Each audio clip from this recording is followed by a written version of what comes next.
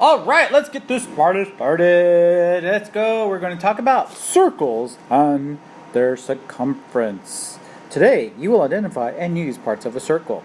Today, you will solve problems involving circumference of a circle. Simple stuff, guys. The main thing is going to be knowing some definitions and stuff like that. So let's look at this a little bit. Let me back this up just a wee bit. So what is a circle? A circle is a locus or set of all points in a plane equal distance from a given point called the center. Okay, so when we see, like, say, something that's equal distance from one specific point, that becomes a circle. Okay, there are some special segments of circles. They're called radius or radii, chord, and diameter. Pay attention that a chord, the definition is just a segment with endpoints on the circle. So the endpoints are on a circle. So notice that a diameter, see here, DE is a chord, DE is also diameter. So keep in mind, diameters are also chords. So if I tell you, name the circle and identify the radius. Okay, what's the center of the circle? P. So the center of the circle, the circle's name is circle P.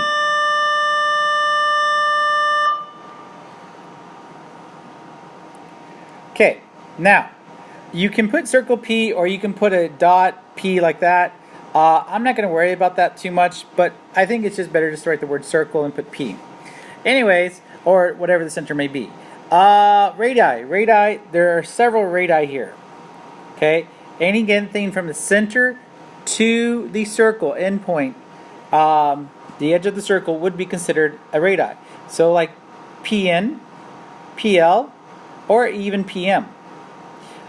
Usually I'm not very picky on the order there, but we do generally like to have the center point first. Okay, how about a chord or a diameter? Chords, again, have endpoints. They're right on the circle. So I can say JK, or I could say, and I don't mean just kidding, I mean just the line segment JK, or I could say HG. Not HG Wells. We're not traveling back in time. Just HD. That's it. Because EF doesn't count because E and F are not, like E is not on the edge of the circle. That is the center. Now notice the diameter is also going to be HG. So notice that every diameter is also a chord.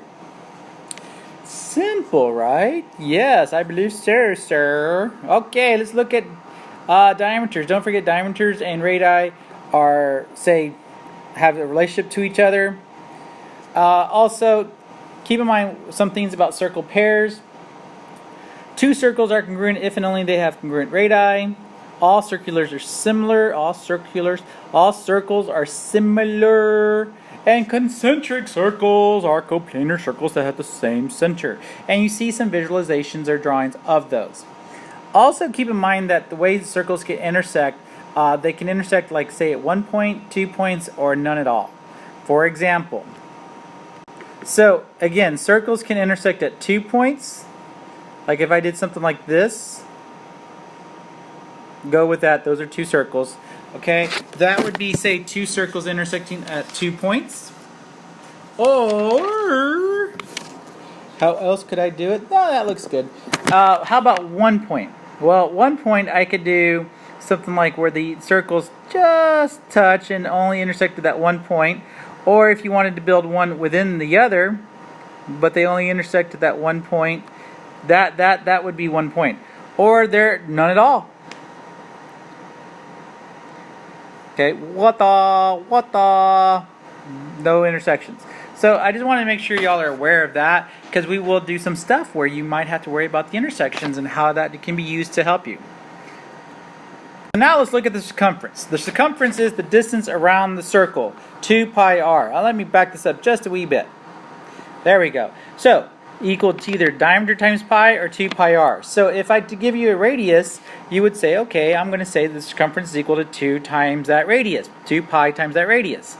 Should give you about 15.7. If I give you the diameter, it's just the diameter times pi. So you could say here, 16 times pi. And get that answer. And there you go. So this would be fairly simple. Now, how about if I give you the circumference, how do you find the diameter or the radius? Well, keep in mind that pi is a number, so if I take the circumference and divide by pi, I get the diameter. If I take the circumference and divide by 2 pi, then I get the radius. Okay, so for example, if I gave you a circumference of 106.4, I divide by pi, I get the diameter. I divide that by 2 pi, I get the radius. And that's really it. I mean, it's pretty simple, right? Just got to remember the formulas, utilize it correctly, and you're fine. It's easy peasy. Anyways, that is it for today, guys. Thank you so much for your time. Y'all take care, and hopefully y'all will show me these notes later on. Thank you.